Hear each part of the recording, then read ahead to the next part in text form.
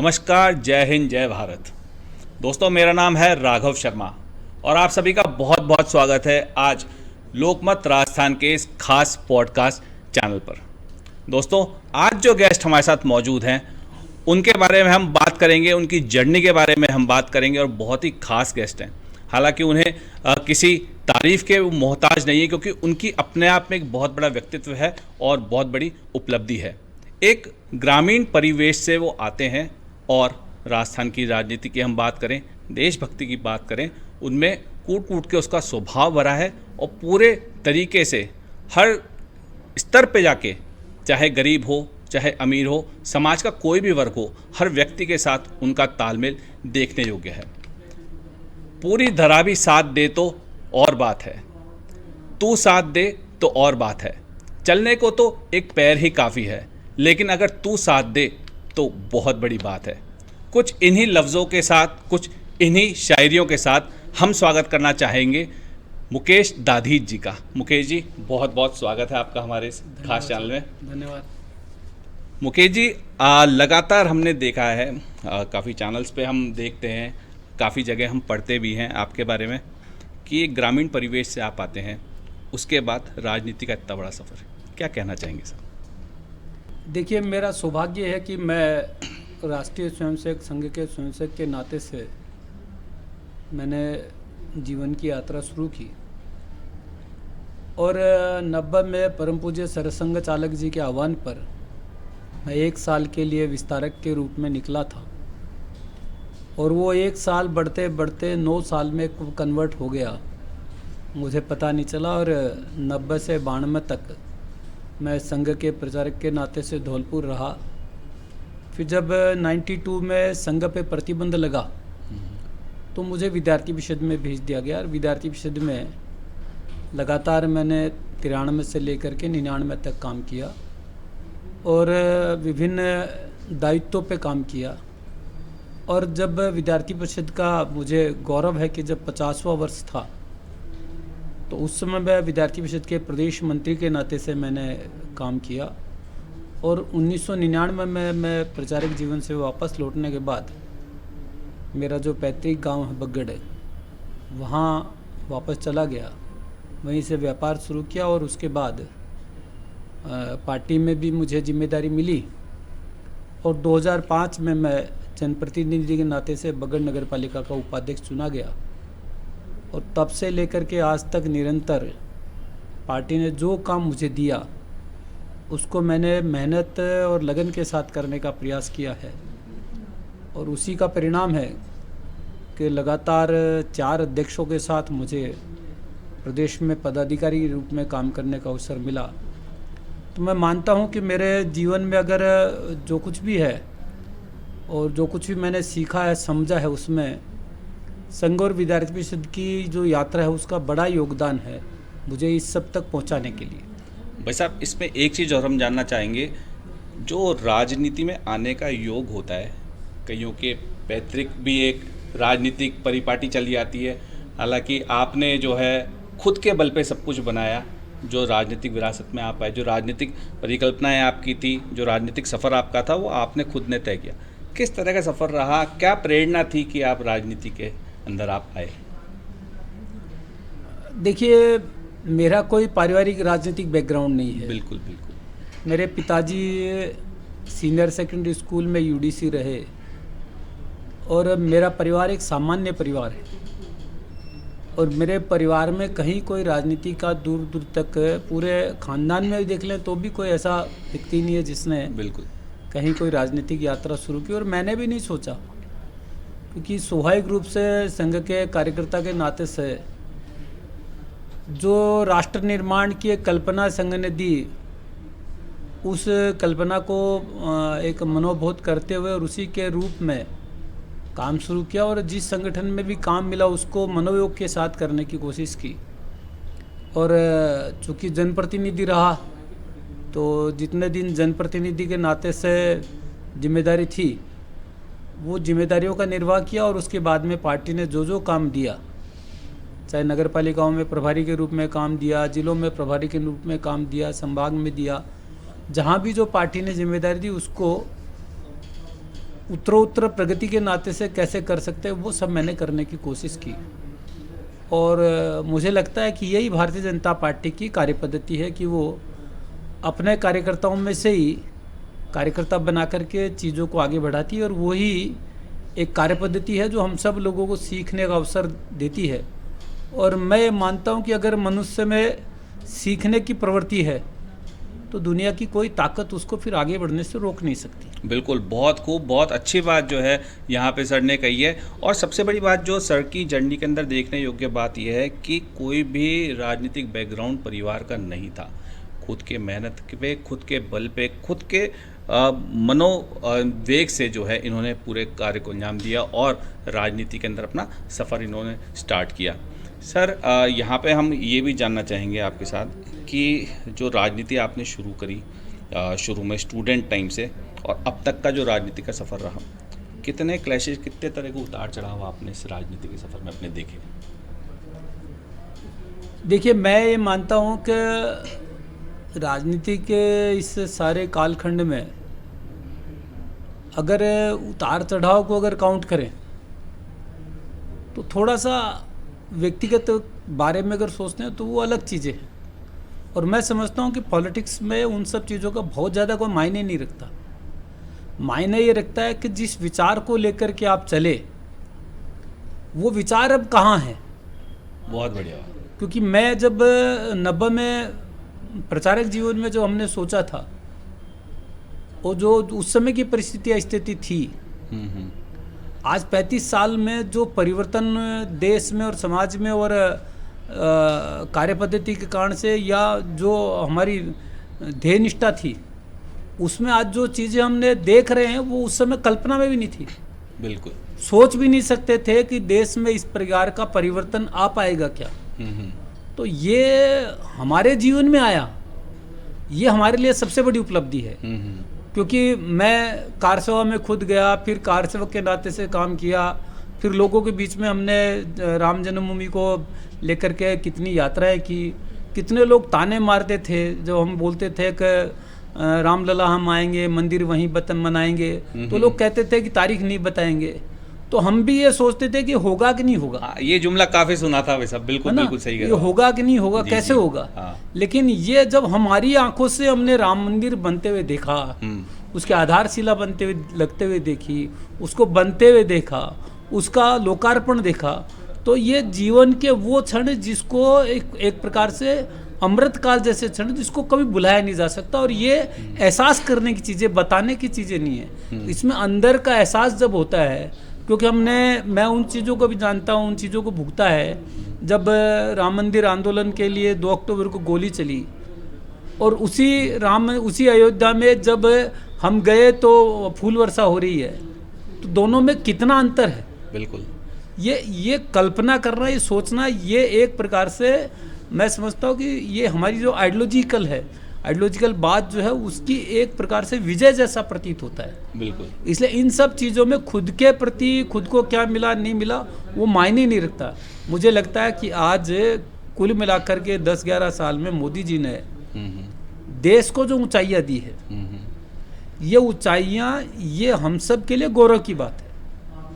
और ये गौरव भारत का बना रहे, इसको बनाए रखने का काम हम सब लोगों का है। और उसके लिए 1 नहीं, 2 नहीं, 4-4, 5-5 जन्म, क्योंकि हमसे पहले भी सैकड़ों लोगों ने अपना जीवन इसके लिए खपा दिया। बिल्कुल। आने वाले समय में भी खपाने वाले हैं। तो मुझे लगता है कि देश आगे बढ़ता हुआ देख करके जो तसल्ली, एक प्रगति जो मन में होती है, उसका कोई मुकाबला नहीं। बिल्कुल, तभी तो हम कहते हैं कि देशभक्ति परमो धर्मा, और इसी सिद्धांत को, इसी बातों को लेकर मुकेश दाधीच जी अपने इस अभियान के अंदर, अपने इस राजनीतिक सफ़र के अंदर जुड़े हुए हैं। सर यहाँ पे एक छोटी सी बात और जानना चाहता हूँ। ये तो बड़ी खुशनसीब वाली बात है कि आपने जो बताया कि राम मंदिर के कार सेवक के रूप में आपने काम किया, फिर अपने सामने भव्य राम मंदिर को यहाँ पे बनते हुए देखा। जो आइडियोलॉजी होती है, पार्टियाँ उस समय भी बहुत थी जब आपका छात्र जीवन था, कांग्रेस पार्टी और अलग पार्टी, लेकिन बीजेपी की तरफ जो आपका रुख हुआ, क्या कारण रहे, किस तरह से मतलब मन में बात आई कि मुझे ये आइडियोलॉजी पसंद है, मुझे बीजेपी की तरफ रुख करना? देखिए,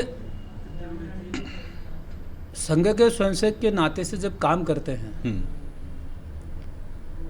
तो स्वयंसेवक जब शाखा में काम कर रहा हो उस समय जो उसके साथ शाखा टोली होती है 10, 15, 20 लोग जो आते हैं वो उसमें एक आत्मीयता का जो भाव होता है, उसमें जो देशभक्ति का भाव समाहित है। हमारी जो सनातन संस्कृति है, ये संस्कृति का भाव ही ऐसा है कि इसमें से धीरे धीरे आदमी कब एक, जिसको कहना चाहिए ना कि कटिंग उसमें होते होते किस प्रकार से वो आगे बढ़ जाता है, कैसे उसके मन में वो भाव उत्पन्न हो जाते हैं, समावेश हो जाता है बातों कि वो उसमें से उसको वो आइडियोलॉजिकल उस जो चीज़ें उसके दिमाग में घुस जाती हैं। और मुझे लगता है कि सनातन संस्कृति के साथ जोड़े रखना और व्यक्ति निर्माण से राष्ट्र निर्माण, ये अगर कोई काम करता है तो ये संघ ही करता है। बिल्कुल। और मैं समझता हूँ कि संघ का इसके पीछे सीधा सोच है कि अगर मनुष्य ठीक होगा तो राष्ट्र अपने आप ठीक हो जाएगा। बिल्कुल। और इसलिए राष्ट्र निर्माण का काम जो संघ का है उसके माध्यम से हम लोग आगे बढ़े और वो ही आइडियोलॉजिकल धीरे धीरे दिमाग में घुसी और उसके कारण से ही प्रचारक जीवन में भी रहे और आज भी जब काम करते हैं तो बस एक ही दिमाग पे रहती है कि हमारे व्यवहार से, हमारे काम से किसी भी प्रकार का हमारे संगठन का कोई नुकसान नहीं हो, ये मन में एक भाव सदैव बना रहता है। नहीं, ये तो बहुत अच्छा भाव है और इस तरह के भाव होने ही चाहिए, तभी एक पॉजिटिव पॉलिटिक्स भी हम कर सकते हैं और चीज़ें भी हम आगे तक कर सकते हैं। सर, इसमें एक चीज़ और जानने वाली योग्य बात है कि जो आरएसएस के अंदर जो अनुशासन सिखाया जाता है, डिसिप्लिन सिखाया जाता है, सूर्य नमस्कार हुआ, परेड भी कर रहे हैं, कसरत भी कर रहे हैं, सारी चीज़ें कर रहे हैं, तो आप मानते हैं कि वो जो डिसिप्लिन की नींव बचपन में रखी जाती थी, हम शाखा में जाते थे बच्चे, तो वो डिसिप्लिन आगे भी जीवन में पूरा काम आता है, अभी भी दिखता है, झलकता है? निश्चित रूप से मैं आपको बताया ना शुरू में ही कि देखिए काम करते करते दुनिया में मेरा मानना है एक ही चीज़ है जो आप कहीं से बाजार में से खरीद के नहीं ला सकते, कोई दुनिया की ताकत नहीं दे सकती आप, और वो है अनुभव। बिल्कुल। अनुभव आपको काम करने से, फील्ड में रहने से ही प्राप्त होगा, है ना। और मैं समझता हूँ कि विद्यार्थी परिषद और संघ में काम करते करते जो काम करने का एक अनुभव प्राप्त हुआ और उसके कारण से आज अगर कहीं 10 लोगों का कार्यक्रम करना है, चाहे लाख लोगों का कार्यक्रम करना है और कितने शॉर्ट पीरियड में करना है, ये कभी मन में आता ही नहीं है कि यार ये कैसे होगा। ऐसे लगता है कि ठीक है करना है, उसकी व्यवस्था क्या करनी है, लाख लोगों के लिए क्या चाहिए, 10 लोगों के लिए क्या चाहिए, तो उसको जुटाने में, उसको करने में, उसको तैयारी करने में बिल्कुल भी झिझक नहीं होती, बिल्कुल भी परेशानी नहीं होती, बिल्कुल भी मन में ऐसा लोड नहीं आता कि यार 1 लाख लोग आएंगे, कैसे क्या करेंगे, कौन करेगा। तो ये जो करने की ताकत विद्यार्थी परिषद के काम से, संघ के काम से मिली है, इसका कोई मुकाबला नहीं है। और उसका मैं समझता हूँ कि एक प्रकार से अगर दूसरी भाषा में इसको कहूँ तो ये राष्ट्रभक्ति के साथ चलता फिरता एक MBA का कोर्स जैसा है। अरे वाह सर, इसी में अपन कंटिन्यू करें इस बात को कि ऐसा कोई किस्सा, ऐसा कोई आपको आदेश हुआ, मतलब पार्टी की तरफ से भी कि आपको ये काम करना है साहब, इस तरह की रैली सभा करनी है, वो फर्स्ट टाइम का हो आपका और आपने बहुत उत्साह के साथ किया और वो सफल हुआ, उसके बाद बहुत खुशी हुई, ऐसे कोई बात आपको याद हो तो? देखिए मुझे एक वाकया ध्यान में है। जी जी जी। 94 में जब विद्यार्थी परिषद का एक आंदोलन था, परिसर बचाओ आंदोलन, बिल्कुल, शिक्षा के क्षेत्र में जो व्याप्त कमजोरियां थी, जो चीज़ें ठीक करने के लिए, तो मैं उस समय प्रदेश मंत्री था, तो हमें ये था कि भाई परिसर बचाओ आंदोलन में 94 में जब रैली करनी थी तो रैली की कुछ जिम्मेदारी मेरे पास थी। ठीक है। तो स्टैचू सर्किल पे वो प्रदर्शन करना था। भैरू सिंह जी उस समय चीफ मिनिस्टर होते थे। तो आज भारतीय जनता पार्टी के जो राष्ट्रीय महामंत्री विनोद तावड़े जी, उस समय वो विद्यार्थी परिषद के राष्ट्रीय महामंत्री थे। अच्छा। और वो उस आंदोलन में यहाँ पधारे थे। जब हम लोगों को लेकर के आ रहे, स्टूडेंट्स को लेके आ रहे थे, तो मीटिंग्स में हमने पूछा कि भाई स्टूडेंट्स को रात को रुकना पड़ेगा, तो रुकना पड़ेगा तो कहाँ रुकेंगे? तो सहजता से तावड़े जी ने कहा कि मल्टी स्टार में। अरे अच्छा। तो मैंने सोचा मल्टी स्टार में कैसे? तो उनका कि ये आसमान जो है हमारे लिए मल्टी 5 स्टार 7 स्टार कुछ नहीं, हमारे लिए मल्टी स्टार है। अरे वाह। तो इसके नीचे सब सोएंगे। और वो तो एक बार मन में आया कि कैसे सोएंगे, लेकिन जब लोग आए सोते हुए देखा, हम भी वहीं सोए, तो लगा कि हमारे जो लीडर्स है वो पहले से उनके दिमाग में प्लानिंग रहती है, मतलब वो भी सहज हैं बिल्कुल, सहजता से हाँ। कि भाई ऐसा कुछ नहीं है। तो आपका जो सीनियर आदमी अगर कहीं उसी व्यवहार में उसी तरीके से काम करता है, उसी तरीके से आपके साथ लग कर के काम करता है, तो फिर आपको किसी प्रकार का कोई संकोच नहीं रहता, बिल्कुल। किसी प्रकार की, और ऐसा भी नहीं लगता, कठिनाई भी लगती, और एक ज़्यादा ऊर्जा के साथ, ज़्यादा तेज के साथ आप काम कर पाते हैं। यही विद्यार्थी परिषद और संघ की विशेषता है, यही भारतीय जनता पार्टी की विशेषता है कि यहाँ सामाजिक सद्भाव और सहयोग इस प्रकार का है कि सब में एक परिवार भाव जैसा पैदा हो गया। बिल्कुल। आज 35 साल से मैं काम कर रहा हूँ, तो हमारे समय के, हमारे साथ के आज इतने लोग हो गए हैं कि उनमें हमारे एक पारिवारिक मित्रता जैसा भाव हो गया है, बिल्कुल, मित्र बिल्कुल। जैसे मिलकर के काम करते हैं, इसलिए वो संगठन के साथ साथ मित्रवत भी काम हमारा हो गया है। देखिए बिल्कुल, ये तो बिल्कुल एक बात है, प्रशंसनीय बात है कि भारतीय जनता पार्टी जैसी पार्टियों में ही देखने को मिलता है कि आगे बढ़ाया जाता है, शाबाशी दी जाती है, तो बिल्कुल डिस्टेंस नहीं लगता कार्यकर्ताओं के अंदर, और सब सत्ता और संगठन के अंदर समन्वय की हम बात करते हैं वो प्रॉपर बनता हुआ सा दिखता है। सर एक चीज़ और जानना चाहूँगा, जैसे बहुत पुराने समय से आप राजनीति देख रहे हो, पॉलिटिक्स देख रहे हो, तब के राजनीतिक जो पूरा सिस्टम है, चीज़ें हैं, आज का जो चल रहा है, कितना फ़र्क लगता है? कुछ सुधार हुआ है, सुधार की गुंजाइश है, या गलत हुआ है? क्या परिवेश क्या चल रहा है, किस तरह से देखते हैं मुकेश दादी इस चीज़ को? देखिए, मैं ये मानता हूँ कि अगर आज़ादी के बाद से अपन राजनीति को देखें तो 1947 के बाद चूँकि देश में कांग्रेस ही थी, और महात्मा गांधी जी ने कांग्रेस के लोगों को, उस समय के लोगों को कहा था कि कांग्रेस को ख़त्म करके कोई नया दल बना लेना चाहिए। तो उस समय बहुत ज़्यादा ऐसा कोई विषय नहीं था देश में, लोगों में एक प्रकार से अपन यूँ कह सकते हैं कि भाई अपने ही लोग, आज़ादी मिलने के बाद अपने ही लोगों को चुनना था। तो मैं समझता हूँ कि 47 से लेकर के 75 तक एक राजनीति का अलग ट्रेंड चला, जिसमें स्वाभाविक रूप से लोगों ने अपने ही जो लोग स्वतंत्रता के आंदोलन में रहे उन पे उन्होंने ट्रस्ट किया, बिल्कुल, और ट्रस्ट करके उनको सत्ता में काबिज रखा। और उन लोगों ने भी जिस प्रकार भी उनकी सोच, अब उस समय की परिस्थितियाँ तत्कालीन, उसके हिसाब से देश को आगे चलाने का प्रयास किया। 75 से और 90 ये एक दूसरा दौर है राजनीति का। बिल्कुल। तो इस दौर में 75 के बाद से जो परिवर्तन हुआ, लोग 75 के बाद से अवेयरनेस होने चालू हुए, अवेयरनेस बढ़ी कि हाँ। भाई किस प्रकार से लोग काम कर रहे हैं, पॉलिटिक्स में लोग कैसे काम कर रहे हैं, देश किस प्रकार से ले रहे हैं, किस दिशा में लेके जा रहे हैं, ये लोगों में सोचना प्रारंभ हुआ। लोगों ने इसको एक प्रकार से चैलेंज करना शुरू किया। इसको अगर दूसरे शब्दों में कहूँ, अगर आप गलत कर रहे हो तो लोगों ने आपको चैलेंज करना शुरू किया, आप अच्छा कर रहे हो तो आपको अप्रिशिएट करना शुरू किया। बिल्कुल। तो उसका ये एक दौर इस प्रकार का चला। 90 के बाद से देश में विचारधाराओं की लड़ाई चालू हुई। 90 से जब राम मंदिर आंदोलन हुआ, और उसके बाद से विचारधाराओं की लड़ाई चालू हुई, और ये लड़ाई एक प्रकार से मैं इसको अगर कहूँ तो 2013 पे चरम पे आ गई, जब मोदी जी का कालखंड प्रारंभ होता है जहाँ। जी। तो आपने देखा होगा, यानी 90 के बाद से अगर राजनीति शुरू करें तो कितने दिनों हम सब ने देखा, कितनी बार चुनाव हुए, प्रधानमंत्री ये बने, कभी प्रधानमंत्री वो बने, देश ने वो सब क्यों, वो विचारधाराओं की लड़ाई थी। आप सही कर रहे हो तो लोगों ने आपका साथ दिया, लोगों को लगा नहीं ये ठीक है, तो फिर लोगों ने बदल किया।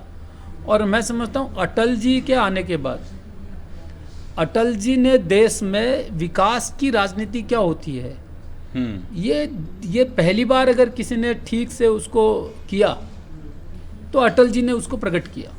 बिल्कुल। और अटल जी ने चतुर्भुज स्वर्ण योजना, सड़कें जो दी, अटल जी ने प्रधानमंत्री सड़क योजना दी, अटल जी ने किसानों का जो किसान क्रेडिट कार्ड जो अटल जी ने दिया, माइलस्टोन योजना, ये जो माइलस्टोन, तो उस समय लोगों को लगा कि प्रधानमंत्री के नाते से कोई काम होता है। इसमें मेरा कहने का भाव ये नहीं कि उसके पहले के प्रधानमंत्रियों ने कुछ नहीं किया, नहीं बिल्कुल, उन्होंने भी किया है, लेकिन उस समय तक आते आते लोग क्रॉस क्वेश्चन नहीं करते थे। 90 के बाद से लोगों ने ये जानना चालू कर दिया कि आपने देश के लिए क्या किया, आपने प्रदेश के लिए क्या किया जी। ये जब से शुरू हुआ है उसके उस कालखंड को हम देखेंगे तो वो एक अलग तरह का कालखंड था।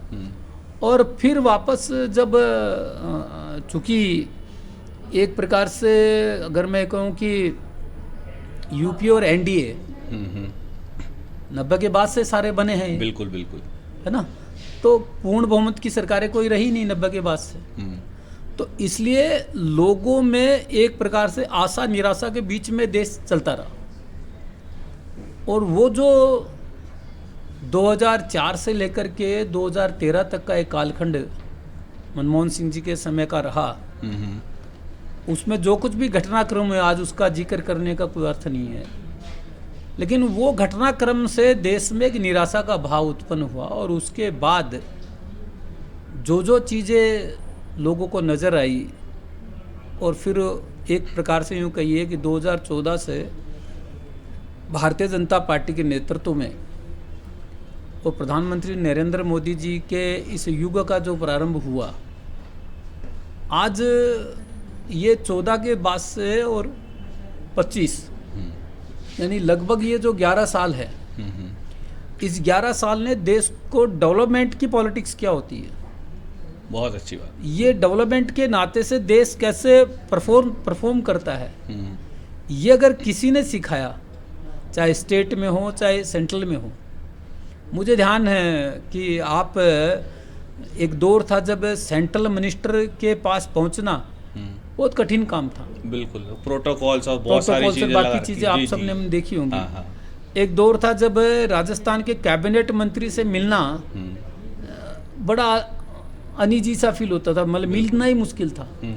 आज इस 10-15 साल में आपको किसी से भी बात करनी है, इवन अगर मान लीजिए साधारण आदमी को पीएम से भी बात करनी है तो उसके पास ऑप्शन है, मेल के थ्रू कर लीजिए, अपनी बात पोर्टल पे डाल के कर लीजिए, उनके यहाँ फ़ोन करके कर लीजिए। हो सकता है कि आपको 15-20 दिन 25 दिन में फ़ोन भी आ जाएगा, अगर आप निरंतर प्रयास कर रहे हैं। बिल्कुल बिल्कुल। तो आपको अपनी बात को पहुँचाने का एक सिस्टम इस सारे दौर में मिल गया है, चाहे वो सोशल मीडिया का प्लेटफॉर्म हो, चाहे वो एक प्रकार से इलेक्ट्रॉनिक मीडिया का प्लेटफॉर्म हो। आपको अब पॉलिटिक्स जो है वन वे कनेक्शन नहीं रहा, अब 2 वे कनेक्शन हो गया। और इसलिए सुबह से शाम तक चाहे वो किसी भी दल का नेता हो, उसको अपडेट रहना पड़ता है। बिल्कुल, उसको अपडेट करके घर से चलना पड़ता है कि भाई मैं अभी सुबह निकला हूँ तो मुझे क्या क्या प्रश्न आ सकते हैं, उसकी तैयारी के साथ उसको जाना पड़ता है। और ये एक प्रकार से मैं समझता हूँ ये परफॉर्मेंस इन पॉलिटिक्स, ये अगर किसी ने सिखाया तो मोदी जी ने सिखाया। बिल्कुल, नहीं काफ़ी चीज़ें हैं हमने देखी। मोदी जी ने तो बिल्कुल एक तरह से हम कह सकते हैं यूथ के लिए भी पूरा रास्ता खोल दिया। जिस तरह से चुनाव देखा अभी हमने, मुख्यमंत्री जी को चुना, साथ में जो टिकट वितरण किया नए चेहरों को, आप जैसे अच्छे चेहरे हैं उनको प्रदेश कार्यकारिणी के अंदर ला के बैठाया ताकि लोगों का कल्याण हो सके, लोगों तक सारी योजनाएं पहुंच सके, सारी चीज़ें करी। इस तरह के जो एक्सपेरिमेंट्स है उसको कितना आप अच्छा मानते हैं और कितने लॉन्ग टर्म तक ये जो है सक्सेसफुल रह सकती हैं ये सब चीज़ें? देखिए, अपना अपना देखने का नज़रिया है। जी जी। मैं अगर देखिए, राजनीति, अगर किसी चीज़ में आपको राजनीति खोजनी है तो उसको खोज सकते हैं आप जी, लेकिन मैं इसको राजनीति नहीं मानता। मैं मानता हूं कि आज भारतीय जनता पार्टी का केंद्रीय नेतृत्व जो है वो इस बात को सोचता है कि आने वाले 30-40 साल 50 साल बाद तक भारतीय जनता पार्टी की लीडरशिप कौन करेगा, दूरदर्शिता इनकी किसके हाथ में होगी जी। तो अगर स्वाभाविक रूप से नए लीडर आप पैदा नहीं करेंगे, नए नेता आप पैदा नहीं करेंगे, तो आप राजनीति को किस दिशा में ले जाएंगे? बहुत अच्छी बात की, बिल्कुल, है ना। इसलिए वो हर व्यक्ति का उपयोग है। आज इतने सारे राज्यपाल के नाते से लोग काम कर रहे हैं, इतने सारे लोग अलग अलग तरीके से काम कर रहे हैं, नए लोगों को चीफ मिनिस्टर बनाया है, तो ये एक प्रकार से मैं कर सकता हूँ, मैंने कहा ना, परफॉर्मेंस ऑफ पॉलिटिक्स। आप अब कोई कहे कि साहब मुझे तो मैंने बहुत कुछ किया है, तो आपने बहुत कुछ किया तो उस समय अवसर आपके पास ही था। बिल्कुल। तुलना कब होगी? जब दूसरे को अवसर मिलेगा तब। अब बहुत कुछ किया और आपने क्या उसमें अवसर बहुत सही तुलना बात का की। अवसर तो बिल्कुल, तभी बिल्कुल, होता है। बिल्कुल बिल्कुल। मैदान में आदमी अकेला ही खेलता है तो कितनी गोल करो जी, कौन पूछ रहा है? आपका मैदान, आपको ही गोल करनी है। लेकिन जब दूसरा आपके साथ खेल रहा होता तब पता चलता। तो मुझे लगता है कि जो भारतीय जनता पार्टी का शीर्ष नेतृत्व है, वो पार्टी कैसे आगे 50 साल तक ठीक से चले उसके आधार पे काम करती है, और उसी के आधार पे आज हम जैसे लोगों को खुशी होती है। अवसर तो चाहे टिकट हो चाहे विधानसभा हो, एक ही व्यक्ति को मिलेगा, बिल्कुल क्योंकि 200 ही विधायक चुने जाने हैं, तो 200 ही लोगों को टिकट मिलेगा। बिल्कुल। और उसके लिए हजारों लोग समान होते हैं, पार्टी में काम करने वाले 1000 लोग समान है, तो मिलना 200 को ही है। बिल्कुल तो वो 800 लोग बेकार है, ऐसा भारतीय जनता पार्टी सोचती नहीं है। बिल्कुल। भारतीय जनता पार्टी में उन 800 लोगों का भी उतना ही महत्व है जितना उन 200 का महत्व है। और यही कार्य पद्धति भारतीय जनता पार्टी की जो है वो उसको अन्य दलों से अलग करती है। बिल्कुल। और इसीलिए पार्टी, आप देख रहे होंगे, मैंने कहा ना कि 2014 के बाद से माइक्रो मैनेजमेंट के नाते से पार्टी ने इतना अपने आप को वर्कआउट किया है कि पॉलिटिक्स के हर पैमाने को नापने का उसका नज़रिया ही अलग है। बिल्कुल। और उसको काम करने का नज़रिया अलग है। मेरा सौभाग्य है कि मुझे बहुत से प्रदेशों में चुनाव के नाते से जाने का अवसर मिला है, काम करने का अवसर मिला है। तो उन सब में मैं देखता हूँ ना, तो जैसा लोग सोचते हैं वैसा है ही नहीं। पार्टी अब 100% सीटें जीतने के लिए चुनाव लड़ती है। बिल्कुल। अब वो ऐसा नहीं है कि भाई हम 200 सीट है तो चलो 50 सीट है तो हम ऐसे ही कर दो, कैसे लड़ना है, क्या लड़ना है, हमको तो जीतने के लिए 101 सीट चाहिए, सत्ता बनाने के लिए, सरकार बनाने के लिए। अब वो भारतीय जनता पार्टी नहीं है। अब भारतीय जनता पार्टी सोचती है कि 200 में से 200 सीट जीतनी है, यानी जिस स्टेट में जितनी सीटें हैं उतनी ही सीटें हमको जीतनी है। बिल्कुल।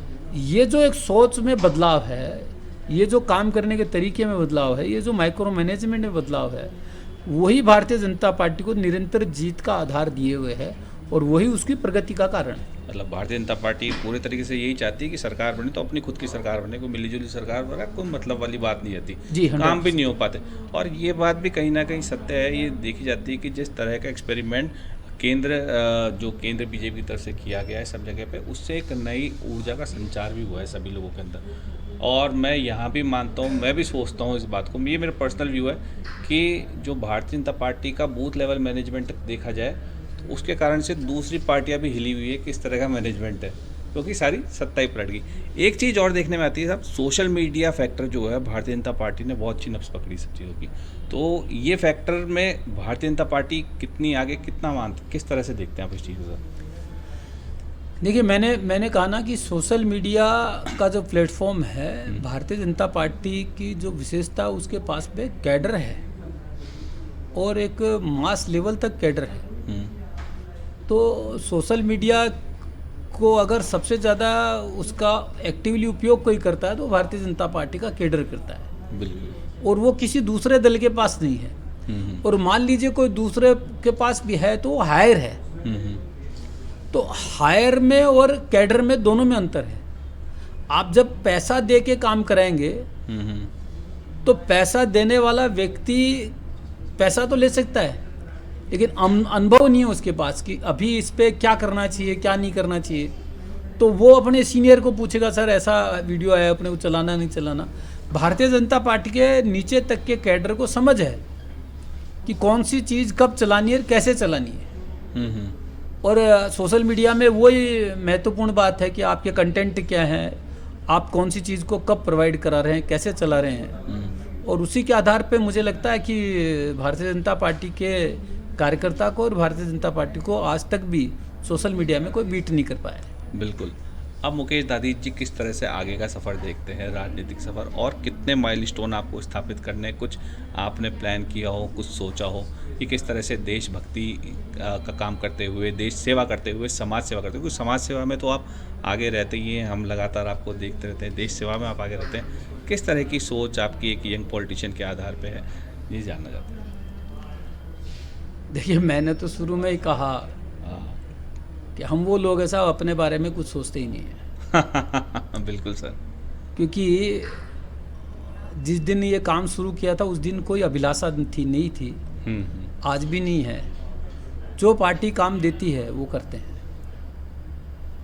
काम जब था तब भी उतने सक्रिय थे, काम नहीं था तब भी उतने सक्रिय थे, आगे भी जिन परिस्थितियों में रहेंगे तब तक सक्रियता के साथ, संगठन के साथ रह करके जो ध्येय हमने व्यक्ति निर्माण से राष्ट्र निर्माण का सोचा हुआ है, वो जब तक इस जीवन में पूरा नहीं हो जाता, जब तक हमारा जीवन है तब तक हम उसको करते रहेंगे। बिल्कुल सर। एक चीज़ और देखने वाली होती है कि पूरे जो आप आगे बढ़ के काम कर रहे हैं, रात दिन 24 घंटे मेहनत करते हैं, परिवार भी आपके साथ में है।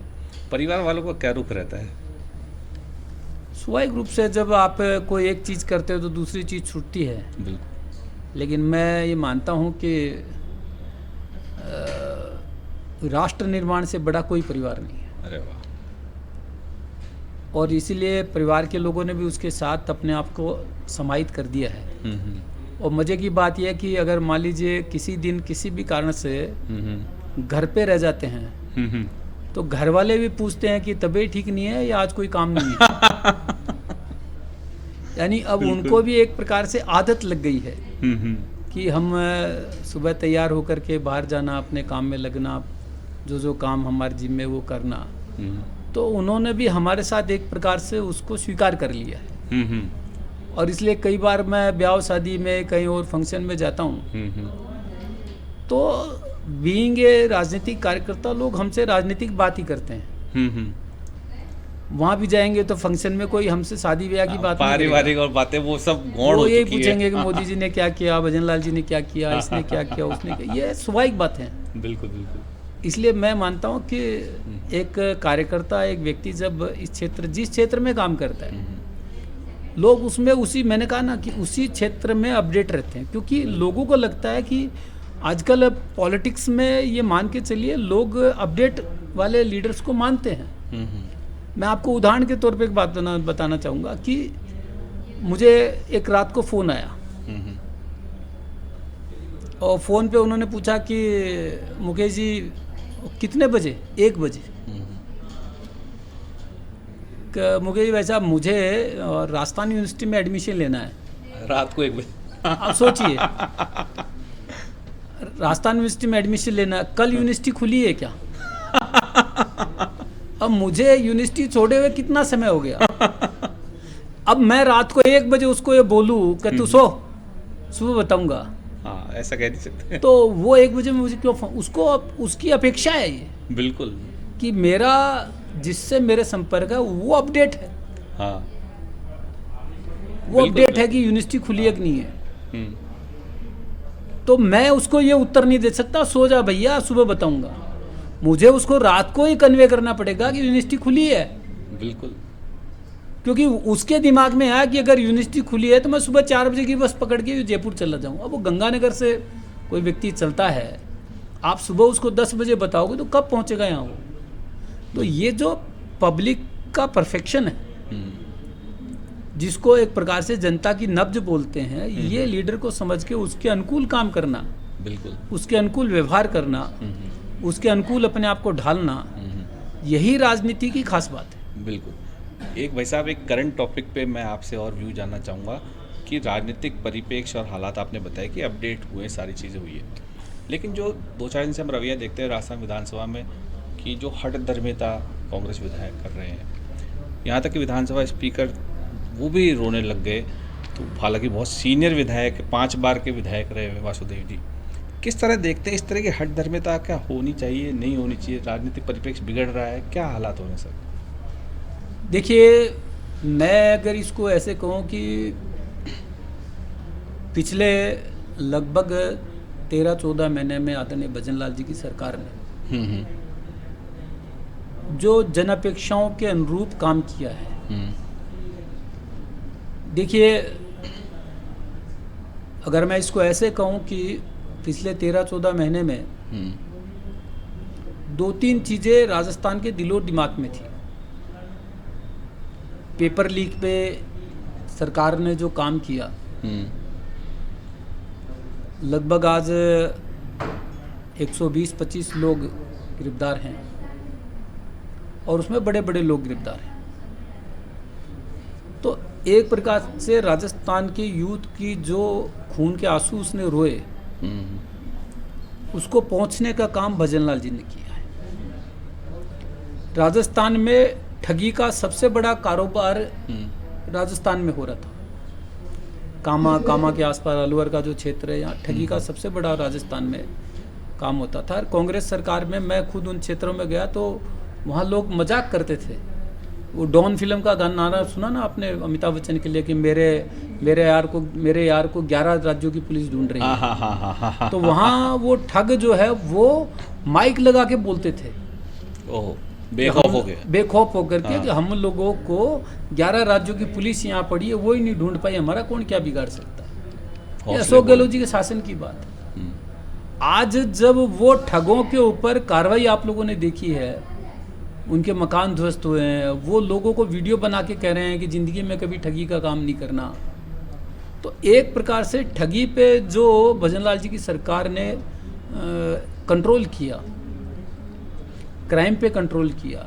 राजस्थान की मूलभूत 2 आवश्यकता, बिजली और पानी, दोनों के लिए चाहे ERCP योजना हो चाहे यमुना जल समझौता हो, खुद मुख्यमंत्री जी कह रहे हैं कि 2027 तक मैं किसानों को दिन में बिजली दे दूंगा। इस प्रकार का संकल्प राजस्थान में किसी ने नहीं किया। राजस्थान में हर साल 1.25 लाख यूथ को नौकरी दूंगा, ये आज तक राजस्थान के इतिहास में किसी मुख्यमंत्री ने नहीं किया। तो ऐसे विजन के साथ जब मुख्यमंत्री काम कर रहे हैं तो उसके खिलाफ बोलने का कांग्रेस के पास कोई मुद्दा नहीं है। बिल्कुल, इसलिए वो मुद्दों को डाइवर्ट करना चाहती है। और मुझे लगता है कि कांग्रेस वर्तमान समय में ये कांग्रेस के प्रदेश अध्यक्ष और नेता प्रतिपक्ष की लड़ाई है। अच्छा, नेता प्रतिपक्ष विधानसभा चलाना चाहते हैं, लेकिन कांग्रेस के प्रदेश अध्यक्ष डोटासरा विधानसभा नहीं चला करके वो नेता प्रतिपक्ष को नीचा दिखाना चाहते हैं। ये कांग्रेस की राजनीति का एक प्रकार से अंदरूनी पार्ट है। आपसी वर्चस्व आपने कल एक वीडियो अगर देखा हो और नहीं देखा हो तो मैं आपके माध्यम से कहना चाहूंगा कि दिखाना आप लोगों को जी। जिसमें विधानसभा के बाहर बैठ करके कांग्रेस के लोग धरना दे रहे हैं और एक कांग्रेस का विधायक अविनाश गहलोत होश में आने के बजाय कहता है कि अशोक गहलोत होश में आओ, और सामने बैठे हुए नेता हंस रहे हैं। अरे कोई टोक नहीं रहा उनको। भाई मान लीजिए स्लिप और टंग भी हो गई तो कोई तो टोके। देखिए तो ब्लेंडर है ना, वो हंस रहे हैं। इसका मतलब आप 100% आपके यहाँ जो इंटरनल पॉलिटिक्स अभी भी है वो स्ट्रांग लेवल पे है। बिल्कुल, वो बहुत ताकतवर बनी हुई है अभी।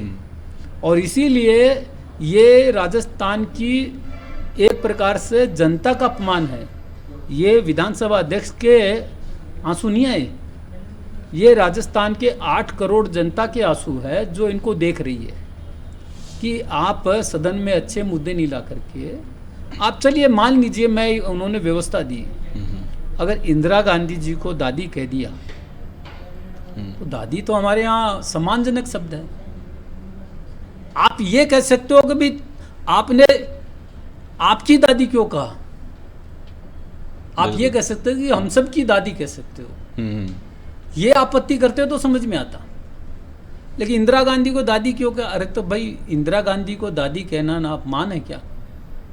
अगर आप ये मानते हैं कि इंदिरा गांधी को कोई दादी नहीं कहा जा सकता तो भाई शिवराज सिंह जी किसके मामा है?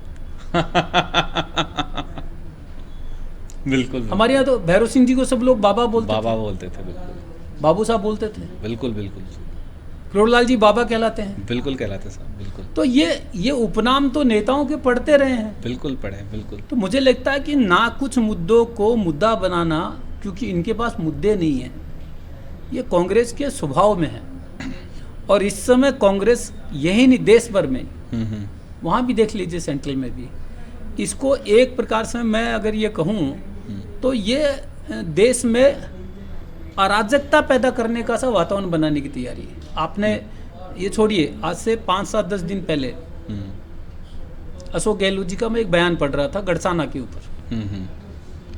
उन्होंने कहा कि आप पानी नहीं छोड़ रहे हो, वहाँ गड़साना में भारतीय जनता पार्टी की सरकार फिर गोली चलाना चाहती है। आप क्यों भड़का रहे हो किसानों को? जबरदस्ती का आरोप। भाई आपको लोगों ने मैंडेट नहीं दिया, आपको लोगों ने सत्ता से बाहर कर दिया। तो अभी कुंभ चल रहा था, वहाँ जाके आराम से कुंभ में स्नान करते। जो राजस्थान की जनता के साथ आपने कुकर्म किया, पाप किया, उसका पश्चाताप करते वहाँ। अभी आपको शांति से राजस्थान की जनता ने साल 2 साल आराम करने के लिए दिया है कि आराम करिए तसल्ली से, और उसके बाद में आपको लगे तो आना मैदान में। लेकिन मुझे लगता है कि अभी भी कांग्रेस के नेताओं का जिसको कहना चाहिए ना कि गुरूर जो है वो अभी गया नहीं है।